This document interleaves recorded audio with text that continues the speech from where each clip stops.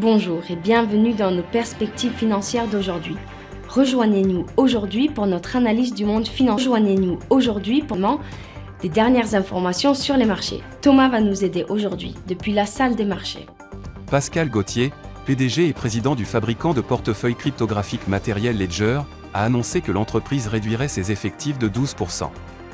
Gauthier a déclaré que les réductions d'effectifs avaient été effectuées pour la longévité de l'entreprise. Les marchés boursiers européens ont légèrement progressé, la passation de pouvoir positif de la part des États-Unis ayant contribué à atténuer les nouveaux signes de faiblesse économique de la zone euro. La hausse du chômage obligera la Banque d'Angleterre à réduire ses taux d'intérêt beaucoup plus rapidement que la Réserve fédérale, prédit la Resolution Foundation. L'action Microsoft a connu une légère correction à la baisse lors de la dernière session, chutant de 0,1%.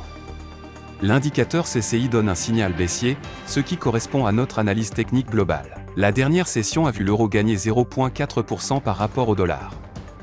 L'indicateur ROC indique un mouvement baissier. La paire livre sterling-dollar a augmenté de 0,4% lors de la dernière session.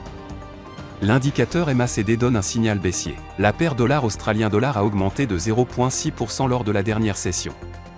L'indicateur Williams donne un signal baissier. Les salaires non agricoles des États-Unis seront publiés à 12h30, la balance commerciale de la Finlande à 6h, les commandes d'usines de l'Allemagne à 6h.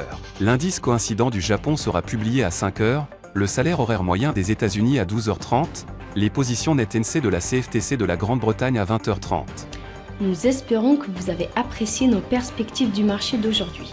De la part de toute l'équipe, nous vous souhaitons une journée de trading productive. N'oubliez pas de nous rejoindre la prochaine fois pour toutes nos analyses des derniers événements et nouvelles sur les marchés financiers.